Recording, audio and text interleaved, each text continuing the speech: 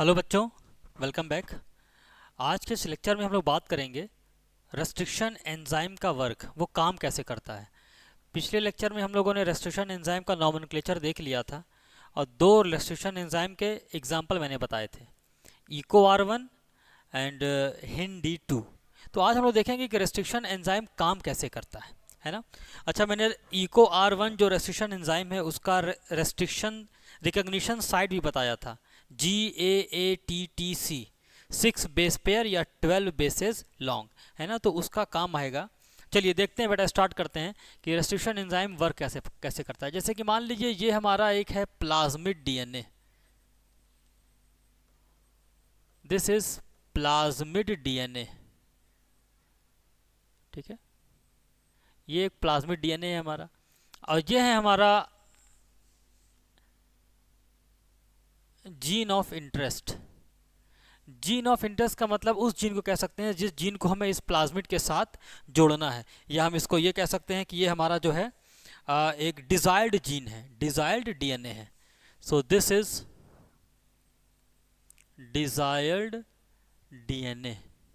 और मैंने बताया था कि हमारा एम याद रखिएगा, बायोटेक जब तक पढ़ रहे हैं, जब भी मैं पूछूं हमारा एम क्या है तो आपके मुंह से निकलना चाहिए इंसुलिन बनाना।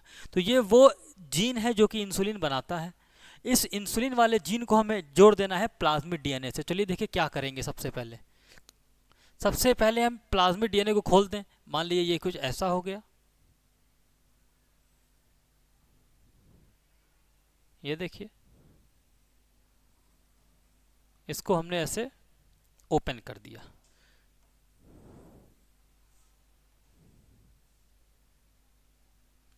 ये कुछ इस तरीके का हो गया,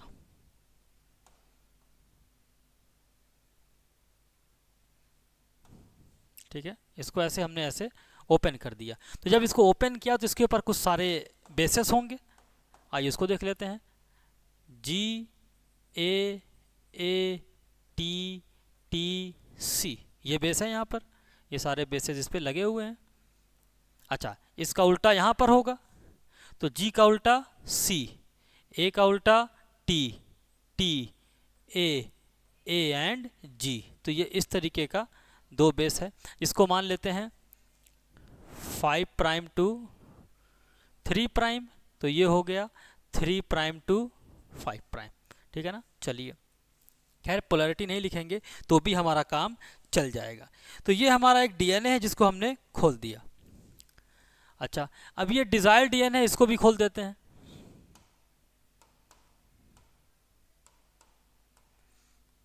इसे भी ओपन कर देते हैं।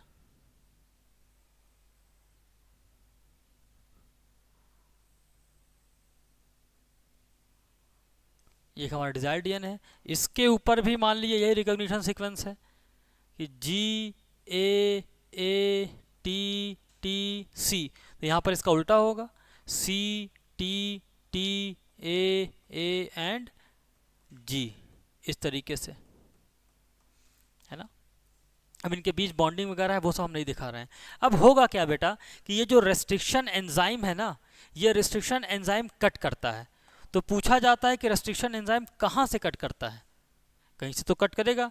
तो सबसे पहले रेस्ट्रिक्शन एंजाइम आया और वो आके DNA की पूरी लेंथ से लग गया और पूरी उसको चेक करते हैं।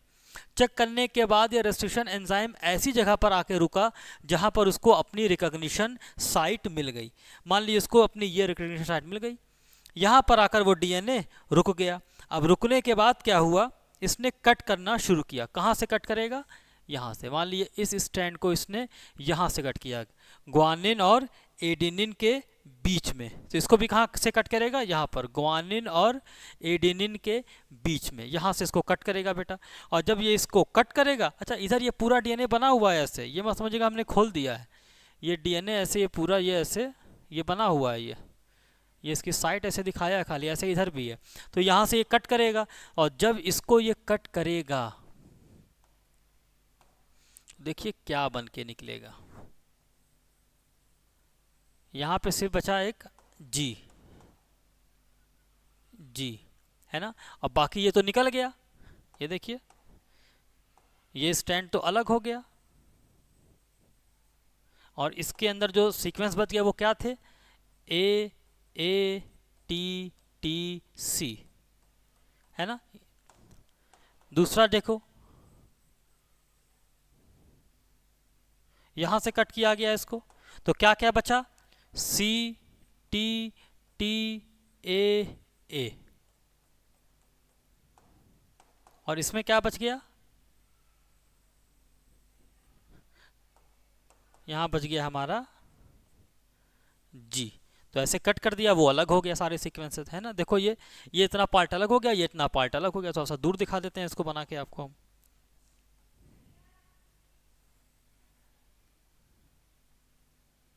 ये देखिए अलग हो गया, है ना बेटा। तो इस तरीके से अलग हो गया। अब ये जो बचा, ये जो बना बेटा, इसे कहते हैं स्टिकी इंड। क्या बोलेंगे, स्टिकी एंड बोलते हैं इसको। मतलब ये चिपचिपा एंड होता है, और इसी स्टिकी एंड से जो है वो हमारा डिजायर्ड जीएनए जो है वो आकर जुड़ेगा। अब सोचिए हम लोगों ने एक रेस्ट्रिक्शन एंजाइम से प्लाज्मिड डीएनए को कट किया, तो दूसरे रेस्ट्रिक्शन एंजाइम से अपने डिजायर्ड डीएनए को कट कर लें? बिल्कुल नहीं, सेम रेस्ट्रिक्शन एंजाइम होना चाहिए। एक ही रेस्ट्रिक्शन एंजाइम से कट करने पर हमको एक ही तरीके के स्टिकी इंड मिलते हैं, तो अलग अलग से कट नहीं करना है, एक ही से कट करना है। तो यहाँ भी कट करेंगे तो ये कहाँ कट करेगा, यहाँ पर, और यहाँ पर इस जगह ये कट कर देगा।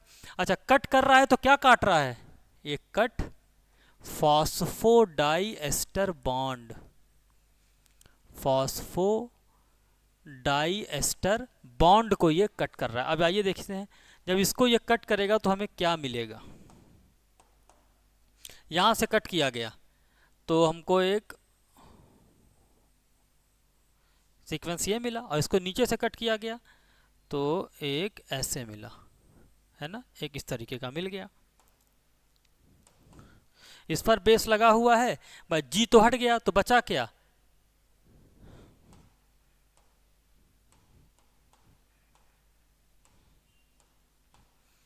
बचा क्या, ए टी टी सी, और यहाँ पर क्या मिल गया हमें, यहाँ पर मिल गया जी। देखिए इस तरीके का हमको स्टिकी इंड मिला। अब इस वाले पार्ट को और इस वाले पार्ट को हम कनेक्ट कर देंगे, जोड़ देंगे। तो आइए देखते हैं,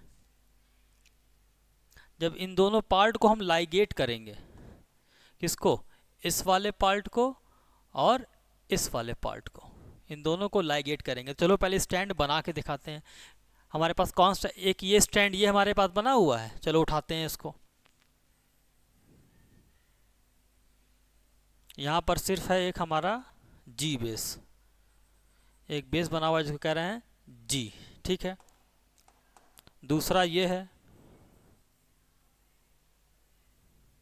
ये, और इसमें कौन कौन सा बेस है मेरे पास, सी टी टी ए और ए, ये मिल गया, ये वाला बेस। यहां से इसको उठाते हैं,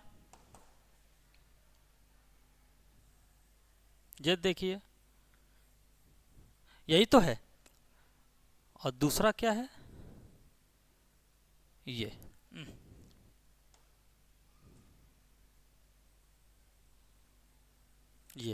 ठीक है। आइए बेस जोड़ देते हैं यहाँ पे हमारे पास कौन सा बेस है, दिस इज जी। और यहाँ पे कौन कौन सा बेस मिलेगा हमको, देख लीजिए, ए टी टी सी, हो गया बेटा। तो हमने इस वाले पार्ट को उठा लिया और इस वाले पार्ट को उठा लिया और इनको जोड़ दिया। अच्छा, जोड़ने के लिए हमें एक और एंजाइम की जरूरत पड़ती है, यहाँ पे इसको जोड़ दिया जाता है ऐसे, और इनके बीच में जो है बॉन्डिंग आ जाती है ना। अब इनको जोड़ने के लिए एक एंजाइम का यूज किया जाता है, उस एंजाइम को कहते हैं डीएनए लाइगेज। ये DNA ligase enzyme use to ligate DNA fragment. मतलब ये गैप फिलिंग करता है, डीएनए लाइगेज गैप की फिलिंग कर देता है बेटा। तो आपने देखा कैसे स्टिकी इंड बना, और स्टिकी इंड का यूज करके हमने 2 डीएनए को ऐड कर दिया। अब ये जो डीएनए बना है इसे ही हम लोग कहते हैं recombinant DNA.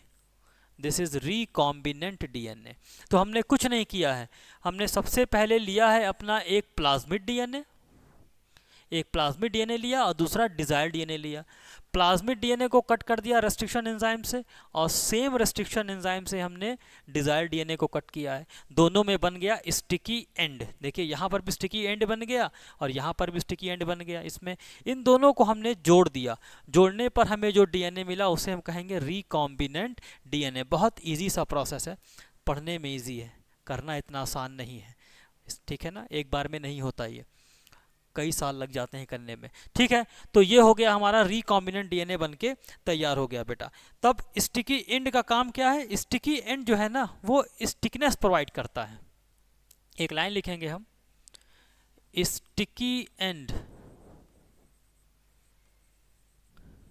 Provide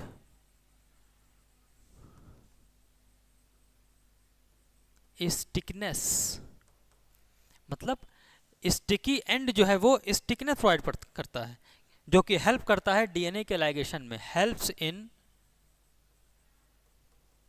ligation of DNA, helps in ligation of DNA.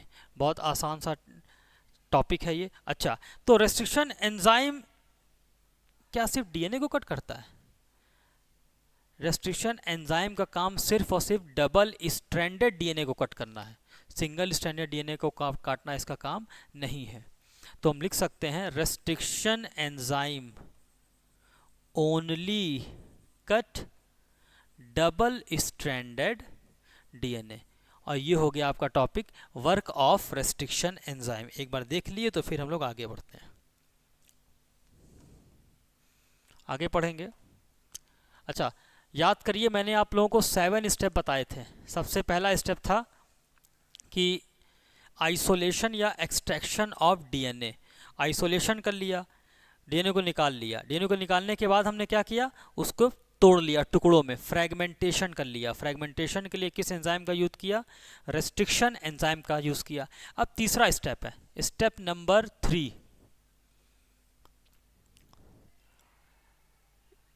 Step number 3 है इज द आइसोलेशन और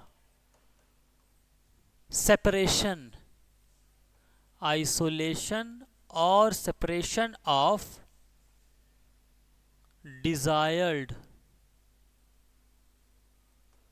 डीएनए फ्रैगमेंट।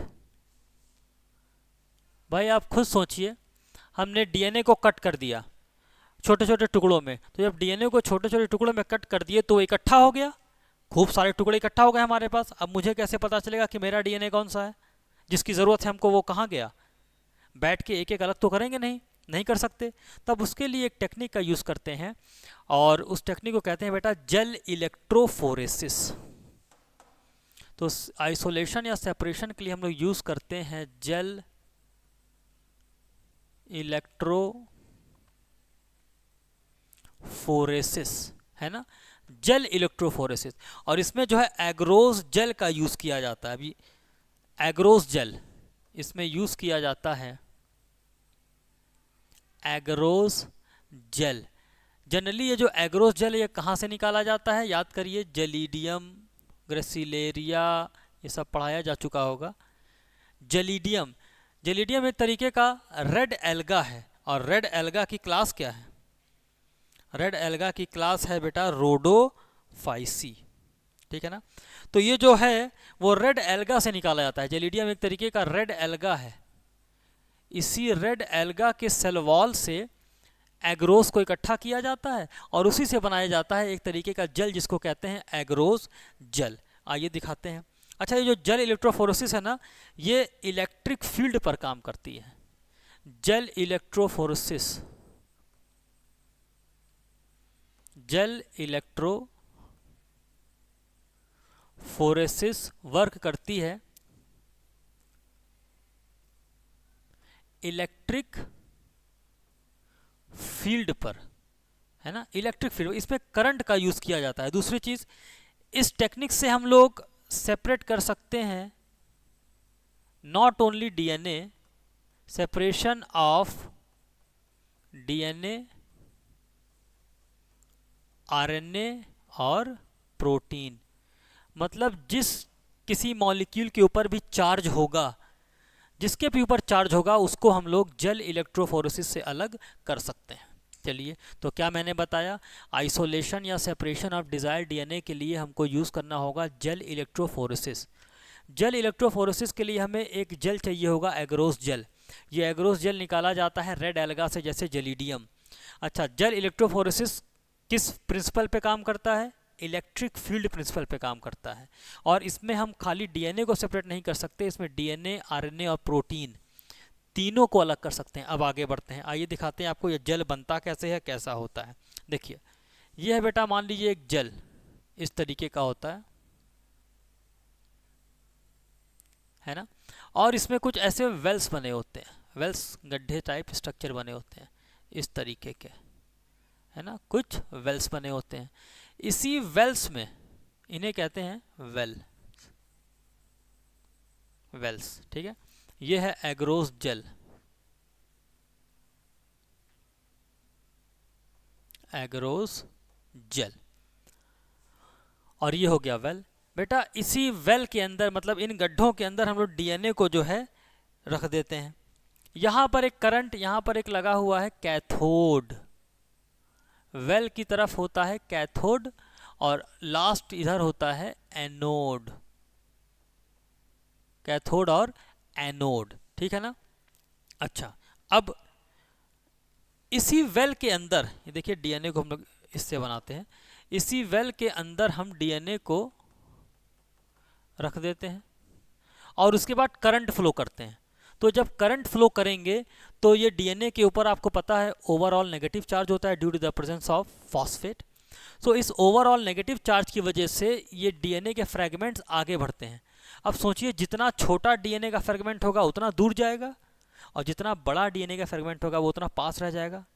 इसको आप इस एग्जांपल से समझिए कि मैंने यहाँ पे एक कद्दू रख दिया, इधर आलू रख दिया और यहाँ पे रख दिया मटर का दाना, और एक बाल्टी पानी ऐसे कस के मारे, तो सबसे दूर कौन जाएगा? मटर का दाना, क्योंकि उसका वेट कम है। और सबसे पास में कौन रह जाएगा? कद्दू रह जाएगा, क्योंकि उसका वेट बहुत ज़्यादा है। तो वही कॉन्सेप्ट यहाँ पे यूज़ किया जाता है। जब करंट फ्लो करेंगे ना, तो कैथोड से एनोड की तरफ मॉलिक्यूल्स का मूवमेंट होगा, डीएनए का मूवमेंट होगा। तो जो छोटा होगा वो तो आपका सबसे दूर चला जाएगा, और जो थोड़ा बड़ा होगा वो पास होगा।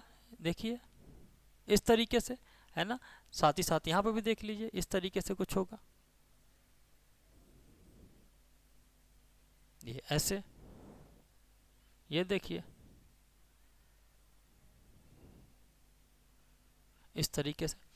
तो farthest the molecule lowest it molecular weight, तो जो सबसे दूर चले गए उनका मॉलिक्यूलर वेट कम होगा, जो पास रह गए उनका मॉलिक्यूलर वेट ज़्यादा होगा। सो एक लाइन लिखते हैं हम, स्मॉलेस्ट द फ्रैगमेंट, फ्रैगमेंट जितना छोटा होगा, फारदेस्ट इट मूव,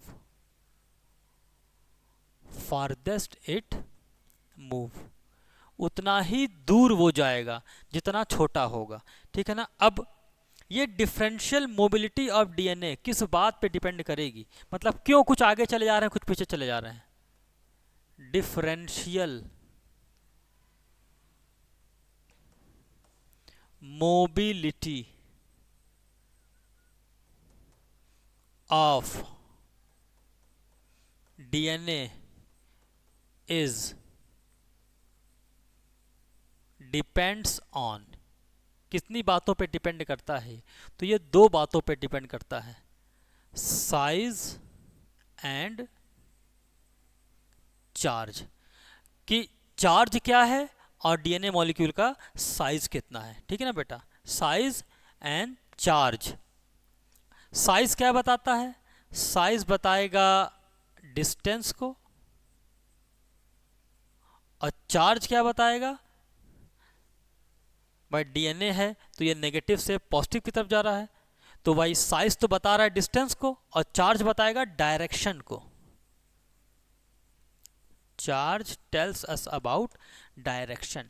तो ये कुछ बातें मैंने लिखी हैं, बड़ी इंपॉर्टेंट लाइन है ये। कि smallest the fragment farthest it move. Differential mobility of DNA depends on size and charge. Size बताता है डिस्टेंस को और चार्ज बताता है डायरेक्शन को। ठीक है बेटा। अब ऐसा नहीं है कि ये डीएनए आप ऐसे फिर जल को उठाए और ऐसे आपको डीएनए दिखाई नहीं देगा। डीएनए को पहले स्टेन करना पड़ेगा। ये इंपॉर्टेंट लाइन है, हर साल पूछा जाता है। स्टेनिंग ऑफ डीएनए, इसकी स्टेनिंग करते हैं एथिडियम ब्रोमाइड से। Ethidium bromide. तो बहुत इंपॉर्टेंट सवाल है ये कि डीएनए की स्टेनिंग किससे करते हैं? एथिडियम ब्रोमाइड से। माइटोकॉन्ड्रिया की स्टेनिंग किससे करते हैं? जेनस ग्रीन से। इयोसिन की स्टेनिंग किससे करते हैं? एसिडिक स्टेन से। ये सब याद होना चाहिए आपको टिप पे। तो staining of DNA by ethidium bromide. अब ऐसा नहीं है किसी भी स्टेनिंग कर दिए तो डीएनए दिखाई देने लगेगा ना। इसको अल्ट्रा वायलेट रेज में जब रखेंगे तब ये ब्राइट ऑरेंज कलर का दिखाई देगा। तो अंडर यूवी रेज, जब इसको यूवी रेज में रखेंगे तो ये दिखाई देगा ब्राइट ऑरेंज कलर बैंड। बिल्कुल ऑरेंज कलर का बैंड की तरफ का ये दिखाई देगा बेटा। तो ऐसा नहीं है कि सिर्फ आपने डीएनए को स्टेन कर दिया तो वो दिखने लगा। उसे हमें स्टेन करना पड़ेगा और फिर इसके बाद अल्ट्रा वायलेट रेज में रखना पड़ेगा। और अल्ट्रा वायलेट रेज में जब रखेंगे तो आपको साफ साफ दिखाई देने लगेगा। तो बस बेटा ये हो गया हमारा जेल इलेक्ट्रोफोरेसिस। अब जैसे कि मान लीजिए हमें इस डीएनए के पार्ट की ज़रूरत है, ये हमारा डिजायर्ड डीएनए है, यही चाहिए हमको, तो इसको यहाँ से बाहर निकाल लेते हैं। इसी प्रोसेस को कहते हैं elution. Removal of desired DNA fragment from the gel electrophoresis is known as elution. बस खत्म हो गया, यही है इल्यूजन का प्रोसेस। जैसे मैंने बताया था स्पूलिंग कि removal of precipitated DNA from chilled ethanol is called spooling. वैसे removal of desired DNA from the gel is known as elution. एक बार देख लीजिए, इसको बड़ा इंपॉर्टेंट है और कई सारे क्वेश्चन बेटा यहाँ से पूछे जाते हैं। बहुत इंपॉर्टेंट चीज़ है ये। चलिए, तो आज हम लोगों ने जेल इलेक्ट्रोफोरेसिस पढ़ लिया और रेस्ट्रिक्शन एंजाइम का वर्क देख लिया। आज के लेक्चर में इतना ही रहेगा बेटा। कल हम लोग पढ़ेंगे पीसीआर के बारे में। Thank you.